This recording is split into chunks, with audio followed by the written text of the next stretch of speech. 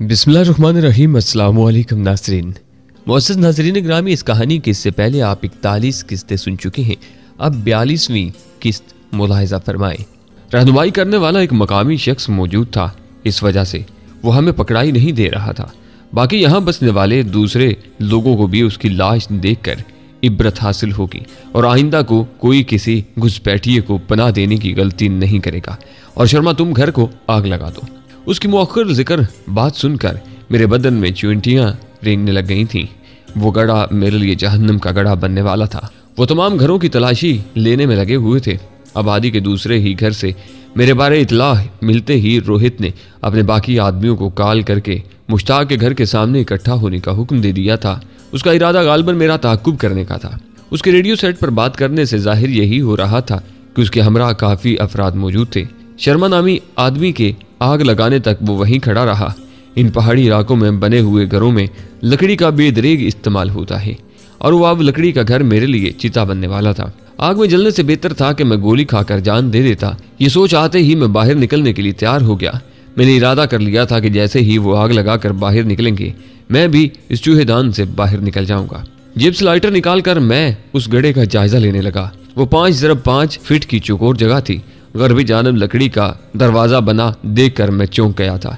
एकदम मैंने आगे बढ़कर दरवाजा खोला। लाइटर की रोशनी में एक तंग रास्ता देखकर मेरा दिल बिल्लियों उछलने लगा था। यकीनन वो चोर रास्ता था और वो रास्ता ये भी जाहिर कर रहा था कि मुश्ताक का ताल्लुक आज़ादी की खातिर लड़ने वाले मुजाहिदीन के किसी गिरोह से था। चूँकि मेरी एकदम आमद पर वो शशोपंज में पड़ गया था कि आया मुझ पर एतबार करे या नहीं, उसी वजह से उसने मेरे सामने अपनी असलियत जाहिर नहीं की थी। अलबत्ता इंडियन फौजियों के पहुंच जाने के बाद उसके पास इतना वक्त ही नहीं था कि वो मुझे कुछ बता सकता। मैं उस रास्ते पर आगे बढ़ने लगा। चूंकि वो रास्ता नहायत तंग था, उस वजह से मुझे झुक कर चलना पड़ रहा था। वो सुरंग 50-60 गज से ज्यादा तवील नहीं थी। उसका इख्तिताम एक और गड्ढे पर हुआ। अब वहां से बाहर निकलने की सूरत में जाने कैसी सूरत हाल का सामना करना पड़ता। मैं वहीं बैठकर इंडियन फौजियों के दफा होने का इंतजार करने लगा। उनके जाने के बाद मैं इत्मीनान से बाहर निकल सकता था। बाकी मुश्ताक के घर को आग लग जाने के बाद वो सुरंग यूं भी जाहिर नहीं हो सकती थी। छत के मलबे ने गिरकर यकीनन मुश्ताक के घर मौजूद गड्ढे को भर देना था। मैं पांव पिसारे दीवार से टेक लगाकर बैठ गया।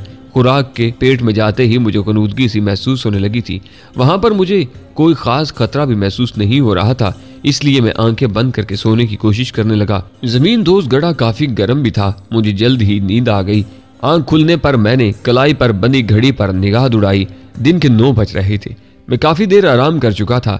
मैंने उठकर कलाशिनकोव कंधे से लटकाई और दोनों हाथों को गड्ढे की छत पर पड़े लकड़ी के तख्ते पर टिकाकर उसे आहिस्ता आहिस्ता ऊपर उठाने लगा। मेरी कोशिश थी कि कोई आवाज न निकले। वो गड्ढा और उस पर पड़ा लकड़ी का तख्ता बिल्कुल मुश्ताक के घर जैसा ही था। बहुत ज्यादा एहतियात के बावजूद थोड़ी बहुत आवाज पैदा हुई थी, क्योंकि उस तख्ते पर भी काट कबाड़ पड़ा हुआ था। आहिस्ता आहिस्ता मैंने तख्ता बिल्कुल ही ऊपर उठा दिया और फिर उचक कर बाहर निकल आया। उसके साथ ही मैंने तख्ता वापस बंद कर दिया। मैं उस वक्त लकड़ी के फट्टों से बने हुए किसी बिस्तर के नीचे ही था और कमरे में छाई खामोशी जाहिर कर रही थी कि वहां कोई भी मौजूद नहीं है। मैं बेआवाज रेंगता हुआ बिस्तर के नीचे से निकला। कमरा वाकई खाली था। मुझे सहन में काफी लोगों की मौजूदगी का एहसास हुआ। औरतों का रोना, बच्चों का शोर और कुछ बातों की आवाजें मेरे कानों में पड़ी। दरवाजे की दर्द से आंख लगाकर मैंने सहन में झांकने की कोशिश की, मगर उसके सामने एक और कमरा मौजूद था, जिसकी वजह से मैं सहन में नजर नहीं दौड़ा सकता था। अलबत्ता लग यही रहा था कि जैसे कोई मैयत वाला घर हो, और उसमें तो कोई शुबा नहीं था कि घर के मकीनों का मुश्ताक से कोई न कोई ताल्लुक जरूर था। उस वक्त वहां से बाहर निकलना मुसीबत को दावत देने के मुतरादिफ था, और ये मुसीबत मेरे साथ मुश्ताक के अहबाब की जिंदगियों को भी नुकसान पहुंचा सकती थी। मैं बाहर निकलने का इरादा तर्क करके वहीं खड़ा रहा। अचानक ही रोने धोने की आवाजें तेज हुईं। यूं लगा जैसे जनाजा उठाकर बाहर ले जाया जा रहा हो। थोड़ी देर तक औरतों की ऊंची आवाज में रोने की आवाजें सुनाई देती रहीं और फिर आहिस्ता आहिस्ता वो शोर थम गया। मुझे 2-3 घंटे इंतजार करना पड़ गया और किसी ने भी कमरे का रुख नहीं किया था। मैं बिस्तर पर बैठकर किसी के वहां आने का इंतजार करता रहा। फिर किसी ने बाहर वाले कमरे का दरवाजा खोला। मैं एकदम चौकन्ना होकर उठा और कमरे के दरवाजे के पीछे चुप कर खड़ा हो गया। आने वाला उसी तरफ आ रहा था। दरवाजे के भिड़े हुए दोनों पट वाह हुए और एक औरत अंदर दाखिल हुई। मैं जानता था कि अगर उसकी नजर एकदम मुझ पर पड़ी तो उसके मुंह से चीख भी निकल सकती थी, इसलिए जैसे ही वो 2 कदम आगे बढ़ी, मैंने फौरन दरवाजे के अकब से निकलकर उसके मुंह पर हाथ रख दिया।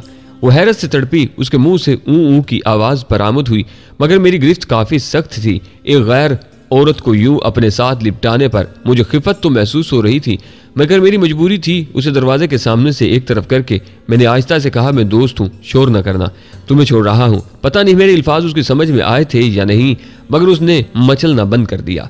मैंने आहिस्ता से उसके मुंह से हाथ हटाया। वो आंखों में हैरानी भरे मेरी तरफ मुतवज्जा हुई। वो एक जवान साल औरत थी। मैंने फौरन आगे बढ़कर उसके सर पर हाथ रख दिया। एक मर्द जब किसी लड़की के सर पर हाथ रखता है तो उसका एक ही मतलब होता है कि वो लड़की उसकी बेटी या बहन जैसी है। ये एक बैनुल अक़वामी इशारा है और अल्फाज से कई गुना ज्यादा मुअस्सर है। उसके चेहरे पर एकदम इत्मीनान फैल गया था। मैं मुश्ताक का दोस्त हूँ। मैंने रुक रुक कर फिक्रा पूरा किया। ना मालूम वो कौन सी जुबान बोलते थे और आया उसे उर्दू उसकी समझ में आती भी थी या कि नहीं। उसने समझ जाने वाले अंदाज में ऊपर नीचे सर हिलाया और उसके साथ ही उंगली से बिस्तर की तरफ इशारा किया, गोया पूछ रही थी कि मैं वहीं से बरामद हुआ हूँ। मैंने भी इस बात में सर हिला दिया। उसने मुझे बैठने का इशारा किया और बाहर की तरफ बढ़ गई। अपने पीछे दरवाजा उसने बंद कर दिया था। गो मेरे दिल में थोड़ा बहुत खदशा मौजूद था कि कहीं बाहर जाकर वो शोर न मचा दे, मगर यह भी हकीकत थी कि मैं उस पर एतबार करने पर मजबूर था। थोड़ी देर बाद दरवाजे के बाहर कदमों की चाप उभरी। मैं फकत हिफ्ज़े मातुकद्दम के तौर पर दोबारा कवाड़ के पीछे हो गया था। इस मरतबा वो लड़की एक जवान साल आदमी हमरा नमूदार हुई। मैं दरवाजे के अकब से निकल आया। आने वाले ने मुझसे पुरतपाक मुसाफा किया। थोड़ी देर बाद हम आमने सामने बैठे थे। उसने टूटी फूटी उर्दू में जो कुछ बताया, उसका लब्बे लुबाब यही था कि वो मुश्ताक का बहनोई है और उसके साथ मौजूद लड़की मुश्ताक की बहन थी। मुश्ताक काफी अरसे से आज़ादी के मतवालों का साथी था। उसने शादी नहीं की थी। गुज़िश्ता रात हिंदुओं ने उसके घर को आग लगाने के बाद गांव के तमाम लोगों को इकट्ठा करके ऐलान किया था कि उसके बाद भी अगर किसी ने मुजाहिदीन को पनाह देने या उनकी मदद करने की कोशिश की तो उसके साथ भी यही सलूक होगा। हालांकि यही कुछ वो पिछले 6-7 दहाइयों से करते आ रहे हैं, मगर आज़ादी के मतवालों के दिल में जलती जोत को बुझाना इतना आसान काम नहीं है। उन जालिमों ने जाते हुए इतनी मेहरबानी की थी कि मुश्ताक की लाश वहीं छोड़ गए थे। थोड़ी देर पहले ही मुश्ताक की तदफीन हुई थी। आज आज़ादी वतन की पुरबहार फिजाओं में सांस लेते हुए हमारी नौजवान नस्ल को आज़ादी की कदर नहीं है। वो ये नहीं जानते कि आज़ादी कौन सी नेमत है और गुलामी किस चिड़िया का नाम है। उन्हें बिल्कुल भी मालूम नहीं कि गुलामी ऐसा तोक है जो जिस कौम के गले में पड़ा उसे जिल्लत की गहराइयों में गिरा दिया। कौमों का अरूज और तरक्की आज़ादी की मरहून मिन्नत होता है। वही कौमें दुनिया में सर उठाने के काबिल होती हैं जो किसी की गुलाम ना हो। गुलाम कौमें अपने आका की दस्ते नगर हो जाया करती हैं। ना उनका मजहब महफूज रहता है, ना तहजीब, ना सकाफत। आज़ादी ही एक कौम की पहचान है और आज़ादी ही एक कौम का फ़ख्र। आज़ादी रब करीम की अता की हुई एक ऐसी नेमत है जिसका कोई नेमुल बदल नहीं है। आज अगर हम आज़ाद खुद मुख्तार हैं तो ये हमारे उन इस्लाफ का कारनामा है जिन्होंने अपना हाल हमारे मुस्तकबिल पर कुर्बान कर दिया, अपनी ख्वाहिशात को हमारी चाहतों पर निछावर कर दिया, अपनी खुशियों के बदले दुख दर्द समेट कर हमारा दामन खुशियों से भर दिया, जिन्होंने सुकून के बदले बेसुकूनी और राहत के बदले तकलीफ मोल ले ली। लेकिन हमारे लिए एक आज़ाद वतन का तोहफा, एक अलहदा मुल्क की नेमत और खुद मुख्तारी की सौगात छोड़ गए।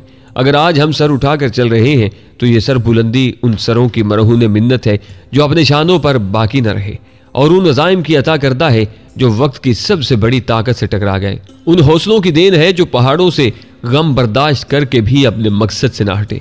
लेकिन पाकिस्तानी कौम का सबसे बड़ा अलमिया ये है कि इस मुल्क के खुदादाद के मुअर्रज़े वजूद में आते ही ये कौम मुखलस हुक्मरानों से महरूम हो गई। कायद आज़म मोहम्मद अली जिन्ना के बाद कोई ऐसा लीडर हमारे हिस्से में ना आया जो ज़ाती मफाद को बीच में लाए बगैर मुल्क कौम के लिए कुछ बेहतर करता। हुक्मरानों के नाम पर हमें तसलसल से एक मफाद परस्त टोले से वास्ता पड़ रहा है जिनकी नजरें हरीस गिद्धों की तरह हमेशा गरीब अवाम की जेब पर रहीं, जिनके दिमागों के गटर में हमेशा हिर्स व हवस की गंदगी उबलती रही। उनके पापी पेटों की तवालत स्विट्जरलैंड के बैंकों तक जा पहुंची, जो खून पीने वाली जोंकों की तरह अवाम के नहीफ और लागर जिस्मों से चिमटे हुए हैं।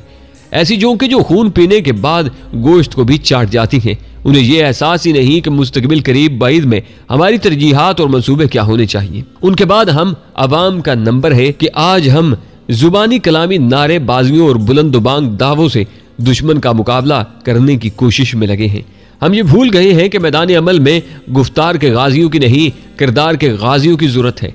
आज़ादी की नेमत और कदर उन कश्मीरी माओ बहनों से पूछो जो आए रोज अपने किसी प्यारे पर बैन कर रही होती है। जिनकी ना इज्जतें महफूज हैं और ना जानो माल। आज कश्मीरी जो आज़ादी की जंग लड़ रहे हैं, अल्लाह पाक के फजल से अगर ये कामयाब हो गए तो शायद उनकी आने वाली नस्लें भी हमारी तरह ही अपने आबाओ अजदाद की कोशिशों को भुलाकर कश्मीर का वही हाल कर देंगी जो हमने पाकिस्तान का किया हुआ है। बहरहाल ये लंबी दास्तान है।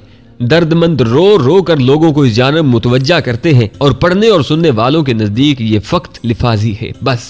मगर हम चलते हैं अपने असल मौजू की तरफ, मतलब कहानी की तरफ। मुश्ताक के बहनोई का नाम अयूब था।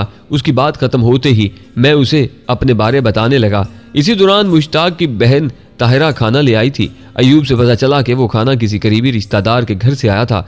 मुश्ताक की मौत का दुख होने के बावजूद मुझे सख्त भूख लगी हुई थी।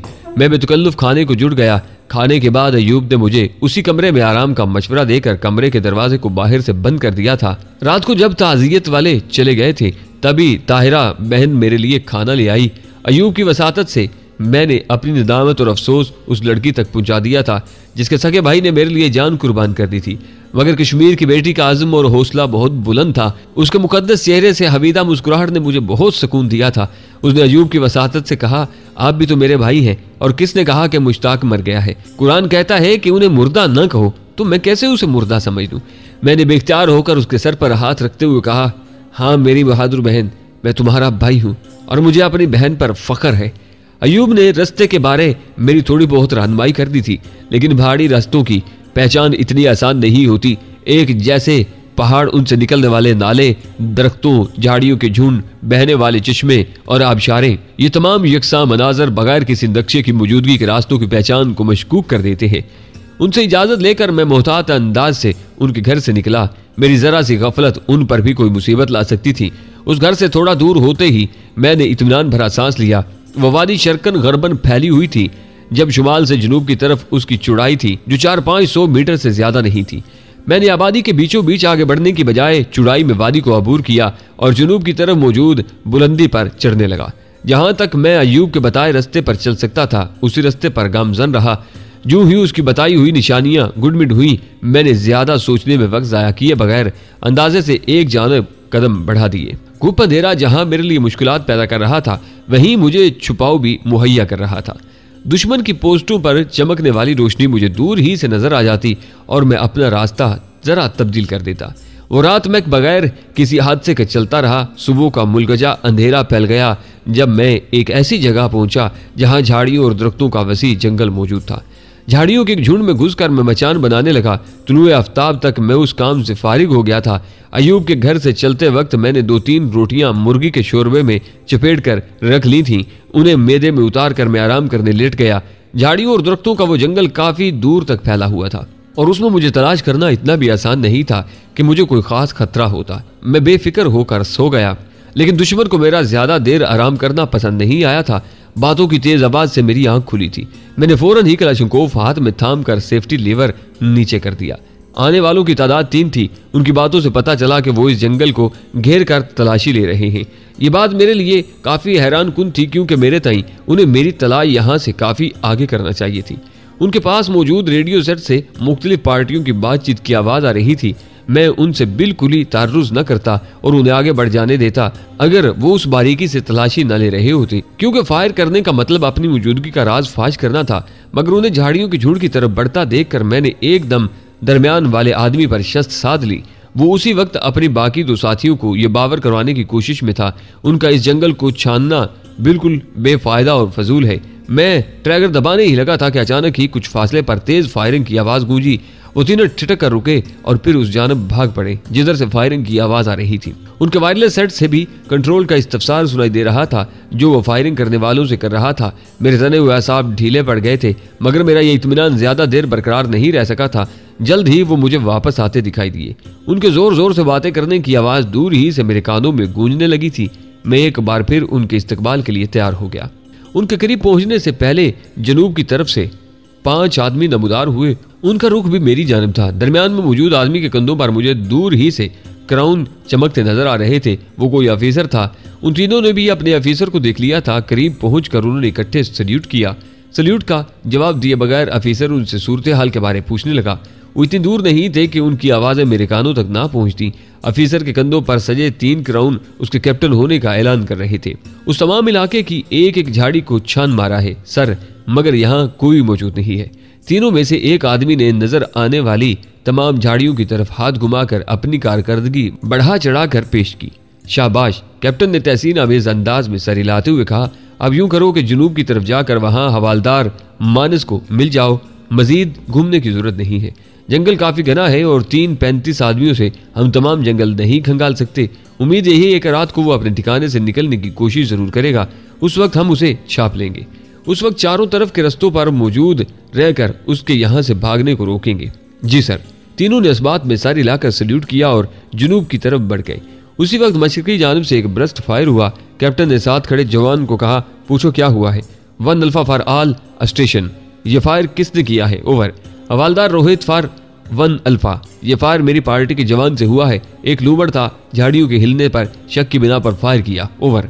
कैप्टन ने हाथ बढ़ाकर जवान से रेडियो सेट लेते हुए पूछा, रोहित तुम्हारे साथ कितने आदमी हैं? ओवर। 4 आदमी हैं सर। ओवर। ठीक है, तुम जनूब मशरकी जानिब ध्यान रखो, कोई जंगल से बाहर न निकलने पाए। अगली पोस्टों और बटालियन हेडक्वार्टर से मजीद नफरी आ रही है। उस वक्त तक हमने जंगल को घेरे में लिए रखना है।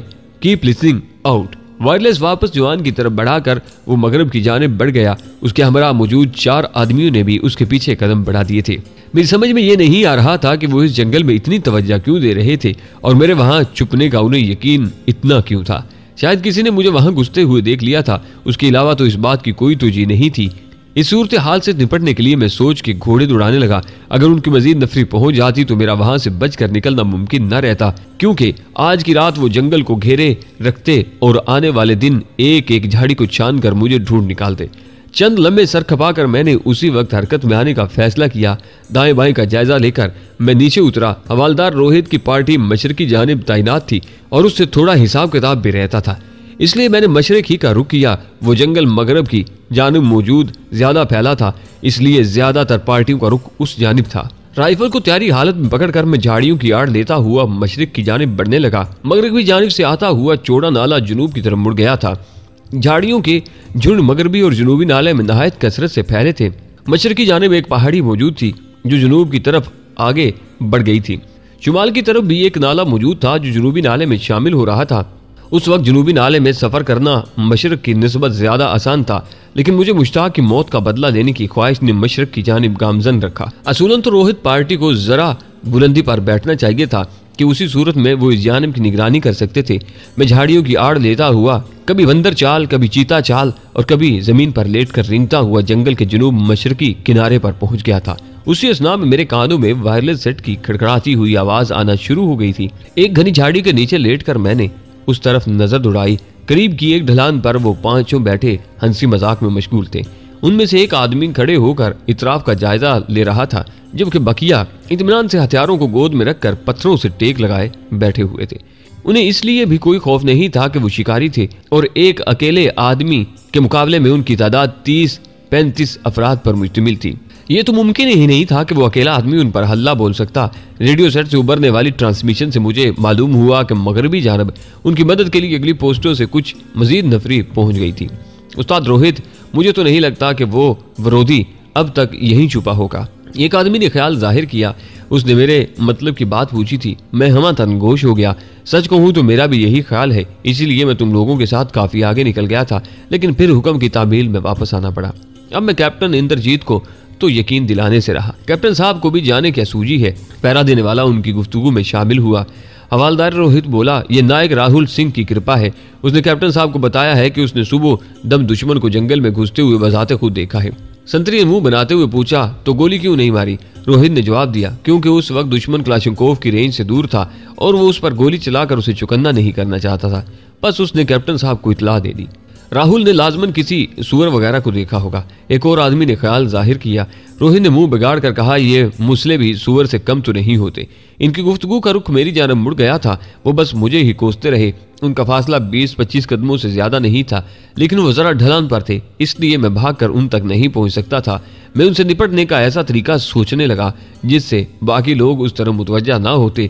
एक लम्हा सोचने के बाद मैं पीछे मुड़कर झुंड के दरमियान में पहुंचा और जिस कपड़े में अयूब ने मुझे रोटी बांध कर दी थी, चाकू के जरिए उसकी बारीक बारीक पट्टियां बनाने लगा। तमाम पट्टियों को बांधकर मैंने एक लंबी रस्सी बनाई और फिर क्लैशनकोफ से स्लिंग निकालकर उस रस्सी के साथ बांध दी। अब तक मैं रस्सी इतनी लंबी नहीं कर सका था कि मेरा काम हो सकता। मैं मफलर की भी पट्टियां बनाने लगा। 15-20 मीटर लंबी रस्सी बनाकर मैं रेंगता हुआ शुमाल की तरफ बढ़ने लगा। रस्सी की लंबाई के बकदर दूर जाकर मैंने रस्सी का एक सिरा छोटी सी झाड़ी के तने से बांधा और वापस लौट आया। ऐसी जगह पर लेटकर जहां मैं संतरी को अपनी निगाह में रख सकता था। मैं संतरी की तरफ मुतवज्जा हो गया।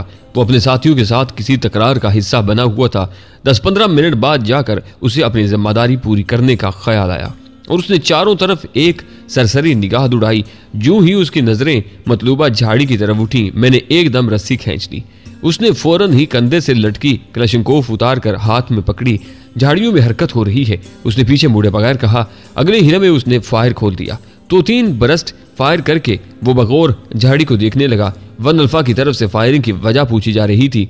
रोहित ने पहले की तरह जानवर का बताकर उन्हें टाला और फिर जैसे ही उसने रेडियो सेट हाथ से रखा, मैंने फौरन ही शस्त्र लेकर संतरी के सर का निशाना साधा। अगले चंद सेकंड में 4 के सर में सुराख खुल गए थे। उन्हें हरकत करने का मौका ही नहीं मिला था। हवालदार रोहित को मैंने जानबूझकर जिंदा छोड़ा था। जो ही उसने क्लैशनकोफ सीधी करना चाही, मैंने 5वीं गोली फायर की जो उसके दाएं कंधे में लगी थी। ऊख की आवाज निकालते हुए वो पीछे गिरा और फिर सीधा होते हुए उसने दूसरे हाथ से गिरी हुई क्लैशनकोफ उठाने की कोशिश की। मेरी चलाई हुई अगली गोली उसके बाएं हाथ में घुस गई थी। वो एक मर्तबा फिर नीचे गिरा। मैं झाड़ी की आड़ से निकलकर उसकी तरफ दौड़ पड़ा।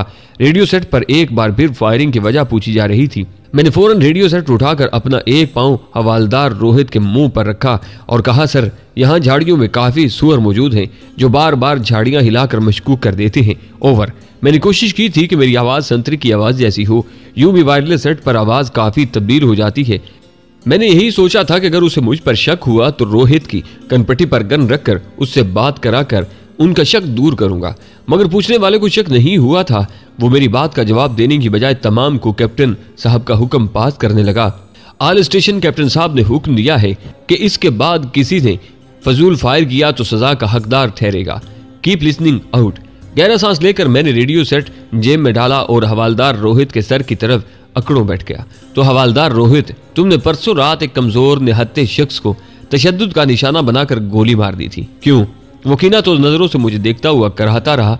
बहरहाल, तुम्हें नर्क में भेजने से पहले ये बताता जाऊं कि तुम और तुम्हारे साथी सिर्फ उसी शख्स की वजह से हलाक किए गए हो। बहरहाल, मेरे पास मजीद वक्त नहीं है कि तुमसे गपशप करूं। ये कहकर मैंने एक हाथ उसकी ठोड़ी और दूसरा सर पर रखकर अपने हाथों को मुखालिफ समत में झटका दिया। उसका बिगड़ा हुआ चेहरा मजीद भयानक हो गया। 2-3 सेकंड तड़पने के बाद उसने हाथ पांव ढीले छोड़ दिए थे। मेरे पास वक्त बहुत कम था। मैंने फौरन एक मोटे आदमी के जिस्म से वर्दी उतारी और अपने कपड़ों के ऊपर ही वो वर्दी डालकर मैंने जल्दी जल्दी चंद फालतू मैगजीनें उठा ली। अपनी क्लैशनकोफ वहीं फेंक कर मैंने हवालदार रोहित की क्लैशनकोफ उठाई और ढलान पर चढ़ने लगा। इंडियन आर्मी की वर्दी की वजह से किसी भी देखने वाले को मुझ पर शक नहीं हो सकता था। वो पहाड़ी इतनी ऊंची नहीं थी। बुलंदी पर पहुंचकर मैंने पीछे मुड़कर देखा, मगर कोई मेरी तरफ मुतवज्जा नहीं हुआ था। दूसरी जानिब ढलान से उतरते ही मैंने वो वर्दी उतार दी, क्योंकि वो मेरे तेजी से चलने में रुकावट पैदा कर रही थी।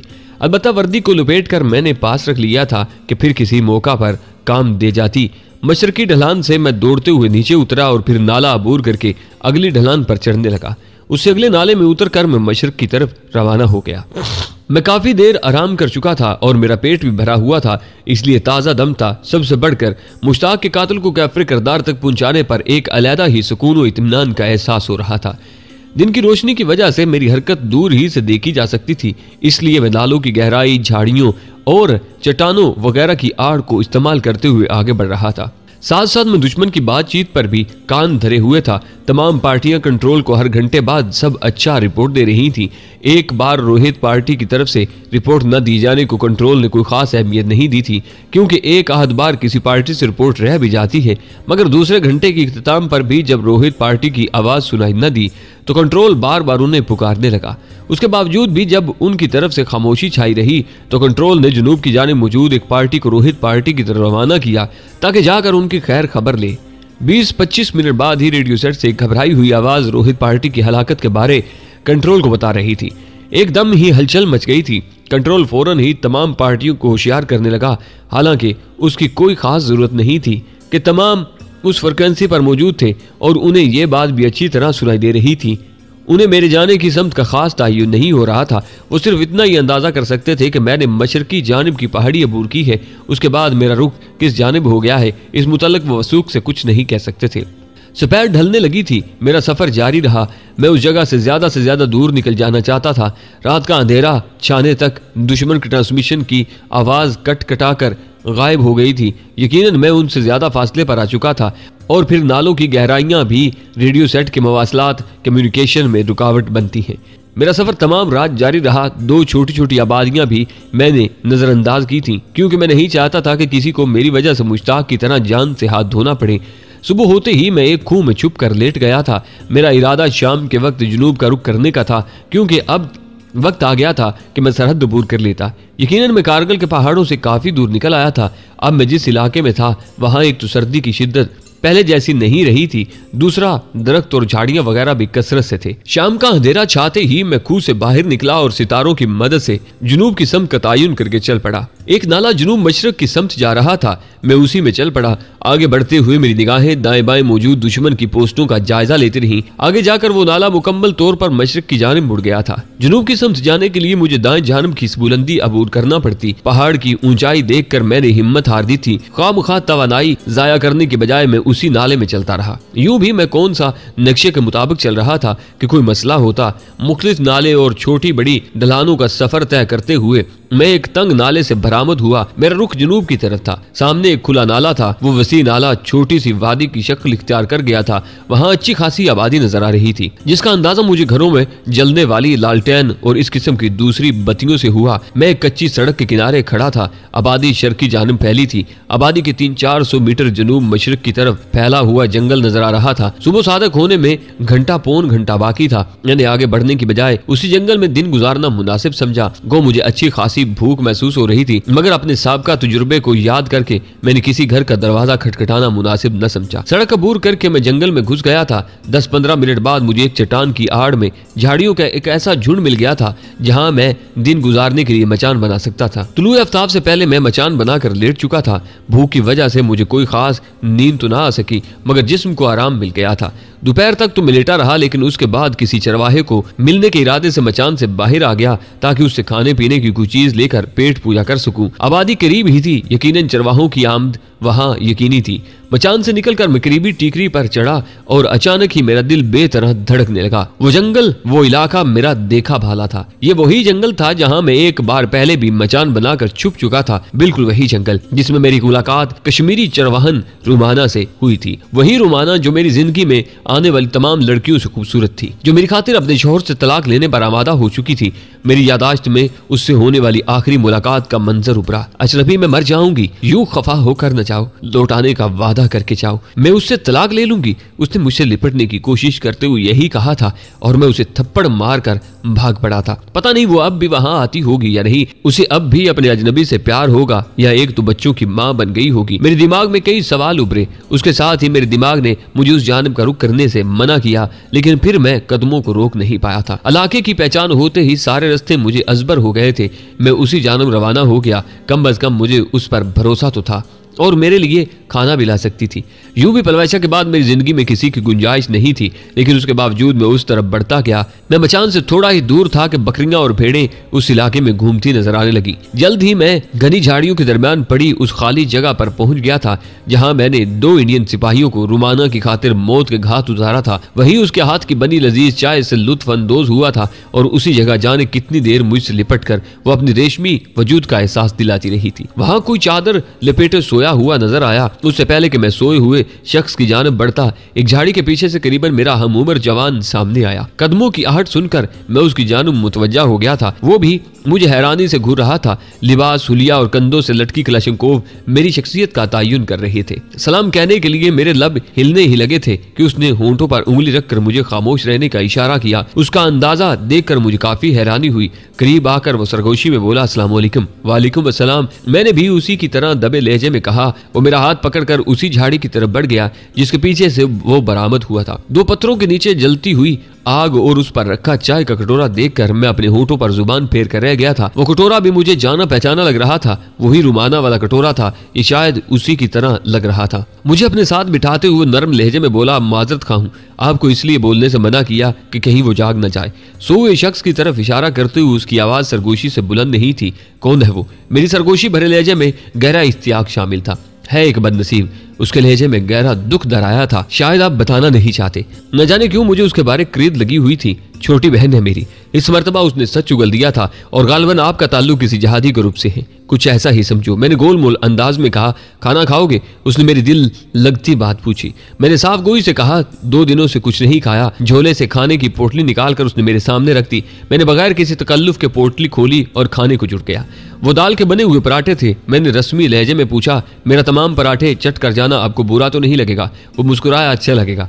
आपने अपनी बहन को बदनसीब क्यों कहा है? मैं झिझकते हुए मुस्तफसर हुआ। न जाने क्यों मुझे लग रहा था कि सोया हुआ वजूद रूमाना का था और उसकी बदनसीबी में किसी न किसी तरह मेरी जात भी मुलव्वस रही थी। मेरा नाम सिकंदर है, क्या आपका नाम जान सकता हूँ? चाय का कटोरा आग से उतार कर वो स्टील के मग में चाय अंडिलने लगा। इब्ने हैदर, मैंने अपने नाम का आखिरी हिस्सा बताया था। तो हैदर भाई, बात यह है कि फजूल और बेफायदा कहानी सुनकर यकीनन आपको अच्छा नहीं लगेगा। छोड़ें इसे, अपनी सुनाएं। कहाँ से आ रहे हैं और कहाँ जाने का इरादा है?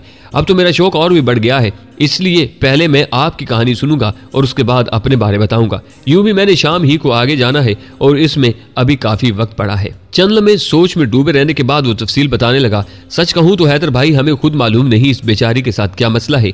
करीबन 2 साल होने को है। मैं अपने बड़े भाई के साथ मजदूरी करने शहर गया हुआ था। उन्हीं दिनों इस बदनसीब के साथ कोई हादसा पेश आ गया। उस दिन घर पहुंची तो बहकी बहकी बातें कर रही थी। इसके पास एक सफरी थैला भी मौजूद था जिसमें जनाना लिबास, शाल और स्वेटर वगैरह के साथ पिस्तौल और मर्दाना लिबास भी मौजूद था। घर वालों के पूछने पर इसने कुछ भी न बताया, बस यही कहती रही कि वो चला गया है, अजनबी चला गया है। वो थैला उसने आज तक संभाल कर रखा हुआ है और उसके बाद उसकी हालत न संभल सकी। इसका शोहर भी हमारे साथ मेरी मजदूरी करने शहर गया हुआ था। सास ने इसकी हालत के पेश नजर इसे मेके भेज दिया। इससे पहले भी वो अपनी और सास के घर की बकरियां इकट्ठे ही चराने के लिए लाया करती थी। उसकी हालत देखकर अब्बूजान ने उसे घर से बाहर जाने से रोकने की कोशिश की, मगर उसने चीख चीख कर आसमान सर पर उठा लिया था। मजबूरन अब्बूजान को इसके साथ ही आना पड़ा। वो झाड़ी देख रहे हो? उसने मचान वाली झाड़ियों के झुंड की तरफ इशारा किया। वहां ऐसी जगह बनी हुई थी जैसे किसी ने वहां रात गुजारी हो। ये आते ही बेताबी से उसी झाड़ी की तरफ बढ़ गई और फिर ये इसका मामूल बन गया। हमारी वापसी तक ये अब्बूजान के साथ आती रही और इसकी यही रोजमर्रा होती कि सुबह सवेरे आते ही उस झाड़ी में बनी हुई जगह को देखती और उसे खाली पाकर उसी जगह बैठ जाती जहां अब सोई हुई है। इसके शोहर ने वापस आकर इसे घर ले जाने की बहुत कोशिश की, मगर इसने इनकार कर दिया और साफ लफ्जों में उससे तलाक मांग ली।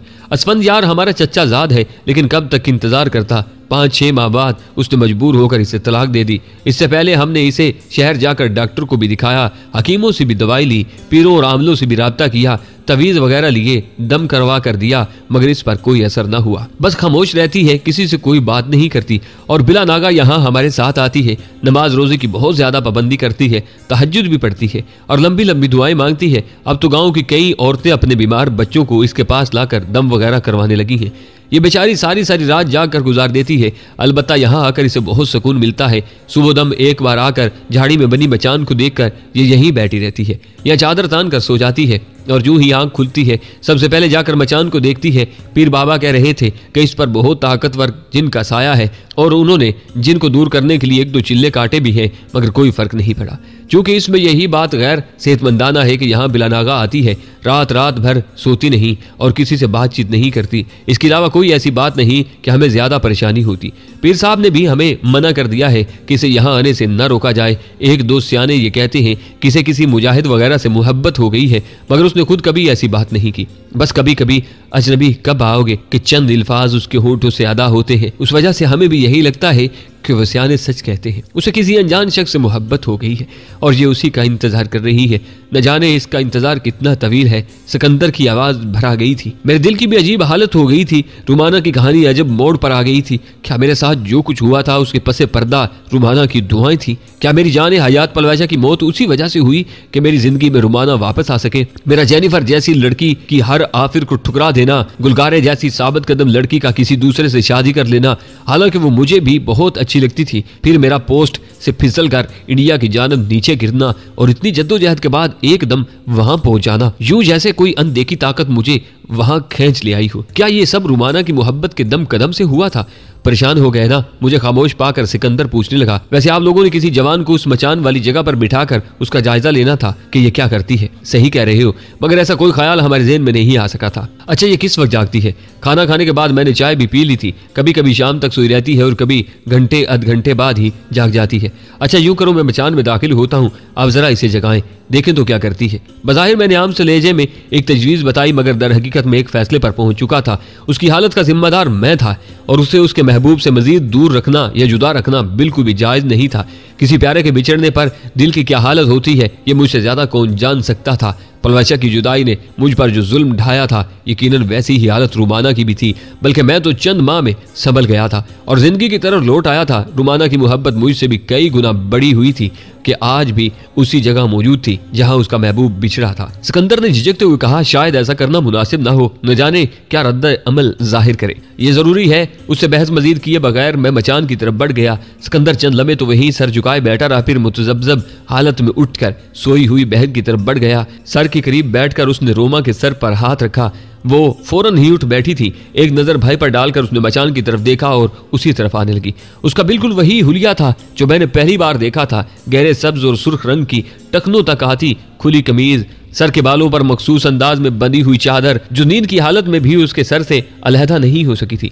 न जाने मुझे देखकर वो क्या रद्द-ए-अमल जाहिर करती। मेरा दिल बुरी तरह धड़क रहा था। वो 4-5 कदम दूर थी जब मैंने मचान से बाहर निकलने के लिए पर तोले टहनियों में हरकत होती देखकर वो एकदम रुक गई थी। यूं ही मैं सीधा हुआ, उसने एक लम्हा अपनी आंखों को मल कर देखा। अगले ही लम्हे मेरे अजनबी कहते हुए वो मकनातीस की तरह मुझसे आ चिमटी। मैं जानती थी आप लौटेंगे। मुझे अपने रब पर पूरा भरोसा था कि मेरी दुआएं रायगाह नहीं जाएंगी। मैं अपने अजनबी का इंतजार कर रही थी, करती रहती यहाँ तक कि मौत आ जाती। उसके मुंह से बेरब्त बातें निकल रही थी। मेरे कंधे पर सर टेके वो अपनी मधुर आवाज में बोलती रही। मेरी नजरें उसके भाई सिकंदर की तरफ उठी। उसने रुमाना को मेरे साथ लिपटे देखकर अपना रुख मोड़ लिया था।